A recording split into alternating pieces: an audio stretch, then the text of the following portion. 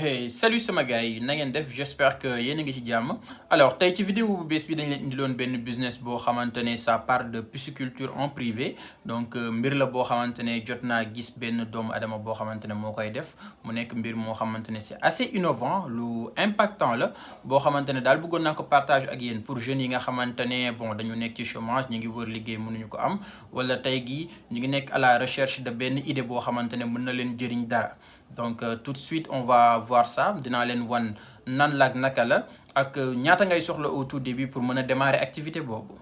Alors déjà pisciculture man mën naa ko tuddee tey li ñuy woowee mooy yarum jën maanaam yarum jën te man mii sax au début bi ma ko doon dégg dama jàppoon que ne loo xamante ne pour nga def ko il faut nga am xaalis bu bëree bëri mais quand même bi ma demee ba gis nit ki koy def. Quand même bi ma ko présenté ba ma gis nit ku koy def man mii sax je me suis dit que en fait dina soxla xëy na xaalis bu bëri pour def ko mais bi ma waxee ne ma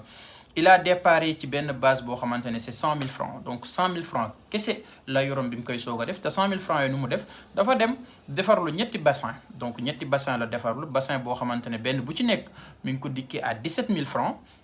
Non plus précisément je pense 17 500 francs lu ko dikkee benn bassin bu ci nekk donc mu remplir ko à moitié ba pare mu dem uti li ñuy woowee ay poisson chat bon poisson chat nag tur bi xaw na ma réer tuuti en wolof mais voilà jàppale na daal mu dem uti daal ay jën voilà léegi dafa amoon benn xaritam boo xamante ne moom moo nekkoon Soumbédioune donc moom moo doon gérer tout ce qui est approvisionnement pour indil ko poisson chat yi donc nee na au début commencé na ak lu tolloog près de 1000 poissons chat yoo xamante ne ci loolu la tàmbalee. Donc nee na loolu noonu mi ngi ko jëndee maanaam lu toll ci 50 000 commence nañ la lu toll fukki junni voilà mi ngi ko jëndee lu toll fukki junni donc gis ngeen ne déjà au niveau investissement nekk na lu yomb déjà parce que mën naa ne tey gi jeunes yu ci bëri dëgg la fauché nañ mais peut-être am na yenn montant yoo xamante ne bu ñu sacrifié woo tey gi wala ñu takk seen biir mën nañ ko am donc mi ngi ko jëndee à peu près fukki junni donc nan la def.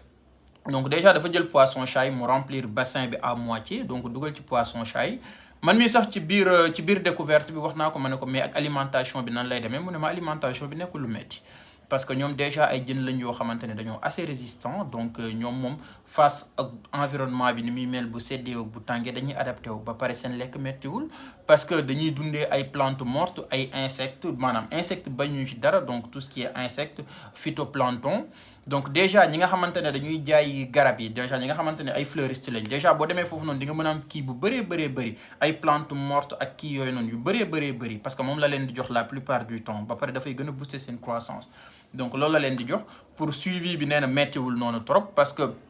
da ngay respecter ñaari portions yi rek boo xëyu suba nga defal leen un peu de phytoplancton si tu as des insectes tu mets dedans ak tamit surtout bu fekkee ne am nga ay larves ak ay chenilles aussi tu mets ça dedans donc le soir tamit nga renouveler ko des fois s'il y a trop de poussière ak yooyu noonu des fois nga prévoir benn bâche boo xamante ne di nga ko mën a muur avec quand même de ay aération yu ndaw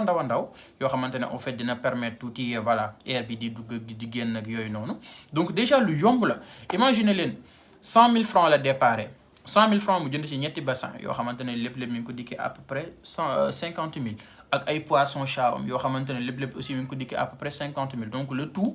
mi ngi toll ci ñaar fukki junni donc ñaar fukki junni imaginer nee na ma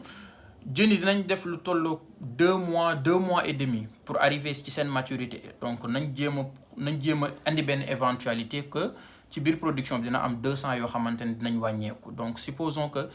fii ak ñaari weer ci kanam donc dina am près de 800 poissons yoo xamante ne tey gi mat nañ sëkk pour ñu mën leen jaay moom facilement il trouve nee na ma des clients parce que effectivement il connaît le réseau donc il faut que tamit nga am réseau bu mel noonu boo xamante ne di nga mën a écouler sa produit déjà moom mën na ko écouler par le biais de son ami bi nga xamante ne moo nekk bien sûr Soumbédioune bien sûr donc il faut tamit c'est essentiel nga trouver ay potentiels clients avant ngay commercialiser say produits donc moom noonu lay def te benn bu ci nekk mi ngi koy commercialiser à 1000 francs mi ngi koy jaayee 1000 francs donc imaginez leen 2 mois ci ginnaaw 100 000 francs la investir dëgg la def na temps investissement et beaucoup de recherche parce que tamit am na yeneen yoo xamante ne mi ngi ci suuf yoo xamante ne mënuma leen ko détailler ci vidéo bii nii donc loolu moo tax ba fekkee ne bëgg ngeen ñu defal leen suivi ak accompagnement mën ngeen jël numéro bii nii di feeñ ci suuf comme ça ngeen woote ci numéro boobu ñu jox leen lépp loo xamante ne information la ak astuce par rapport à la pisciculture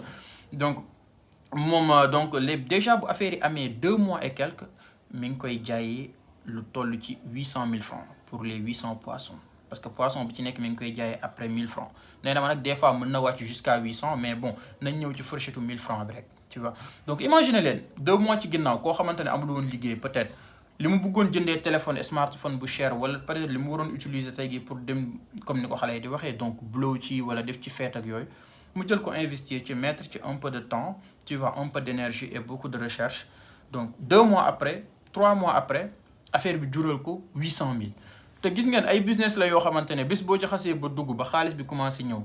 yow dootoo sax talati yàq en fait da nga ciy focus parce que da ngay xamante ne carrément lii question d'avenir la parce que carrément mën nga ci gérer sa bopp te su boobaa di nga jéem a ut loo xam ne daf koy agrandir parce que doomu aadama bu xasee ba gagné 800 000 mi ngi jéem a xool nu muy gagné 1 million 200 ëllëg bu ko gagné mi ngi jéem a xool nu muy gagné 1 million 500 1 million 800 et on sait jamais ci genre business yooyu après gars yi bu ñu gisee carrément que ne ça marche vraiment mën nañ la proposer ay partenariats yu bëri nga gën a agrandir sa commerce donc gars yi yéen ñi nga xamante ne da ngeen di nekk tey gi ci koñ yi naan non amuñu liggéey ba pare di traîner ak ay téléphones yoo xamante ne ça coûte 300 000 francs amul sens ça c'est moi qui vous le dis en fait parce que man mii di wax ak yéen di situation boobu laa nekkoon parce que donc je sais bien ce que je dis donc da nga ciy gis jeune boo xamante ne daf la naan sëñ bi man kat awma liggéey mais da nga koy gis mu yor téléphone bu cher donc nañ xalaat loolu parce que tamit on est des jeunes ñun ñoo war a defar suñu réew ba pare en plus ñun ñoo war a porter li ñu woowee émergence te dëgg la suñu dëkk yi économie bi dafa faible état bi mënul def lépp donc ñun tey gi ñoo war a serrer la ceinture jéem a maanaam sotti suñu xel jéem a générer ay business yoo xamante ne tey gi dinañ ci mën a génn donc voilà tey gi daal loolu laa ne woon naa leen ko présenter donc et business yi nga xamante ne tamit dañ koy def en français dama bëggoon di ko def en wolof pour que au moins mën na toucher ñu bëri ñi nga xamante ne xëy na kàllaama français bi nekkuñu ci trop à l'aise comme ça ñuy mën a accéder ci contenu de la manière la plus simple ci manière bi gën a oyof ci manière bi gën a voilà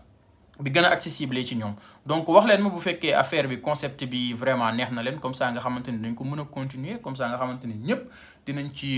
ci mën a bénéficier wu. voilà donc vidéo bi voilà fii laa koy yemale pour bañ mu tirer en longueur donc ñu ngi leen di jox dig daje beneen yoon di leen andi yeneen contenu yu bees et surtout di leen wax ne leen abonné leen parce que chaîne bi seen chaîne la c'est à vous. donc yéen a ko moom abonné leen massivement et surtout tamit bu fekkee mën ngeen ñu jox ay recommandations ay tegtal def leen ko en commentaire voilà donc daal ñu ngi leen di jaajëfal voilà di leen wax ba beneen yoon ci beneen vidéo bu bees